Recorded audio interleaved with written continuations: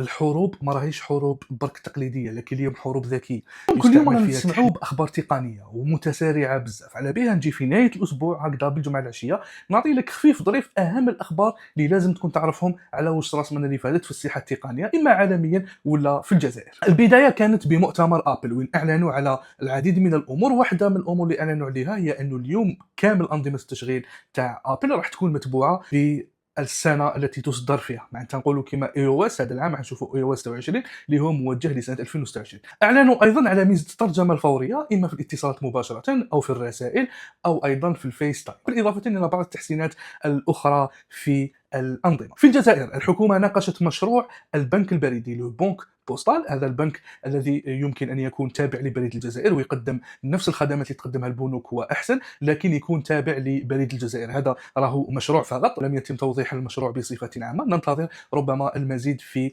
الايام القادمه ان شاء الله. هذا الاسبوع شهدنا توقف العديد من الخدمات، اولها شات جي بي تي اللي توقف تقريبا اكثر من 10 ساعات، ايضا جوجل كلاود، ايضا امازون اي دبليو اس اللي توقف ايضا لساعات. هذوما كامل توقفوا. يعطي لك خبر على انه حتى هذه المواقع الكبيره والخدمات الكبيره تقدر تطيح في مشاكل. مارك زوكربيرغ قال لك راهو يحوس على المتميزين في الذكاء الاصطناعي وراهو يبحث لهم حتى شخصيا في الواتساب.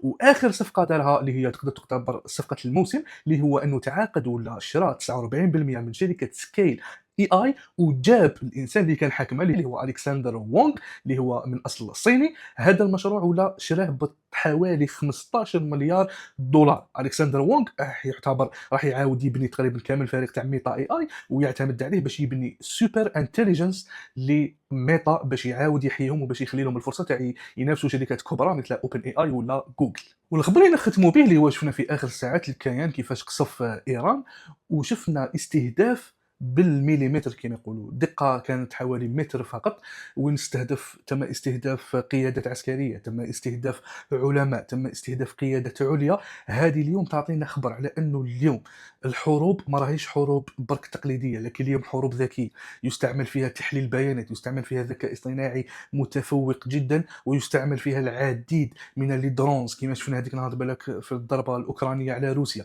اذا اليوم نقدروا نقولوا باللي الحرب ما راهيش فقط في حرب عسكريه ولا العتاد العسكري، لكن ايضا واش كاين في العقول. هذه علاش نقولوا بلي لازم يكون عندنا تطور كبير في تبني الذكاء الاصطناعي ولا تبني التقنيات. اللي كانت هذه اهم الاخبار اللي لازم تعرفها هذا الاسبوع. شاركني في التعليقات اذا كاش خبر ولا نسيتو، وشاركني ايضا رايك واعطيني رايك في هذه الفقره وكيفاش نقدروا نطوروا منها. يعطيكم الصحه. كان محدثكم عبد الحق من فريق من الانتاج. سلام.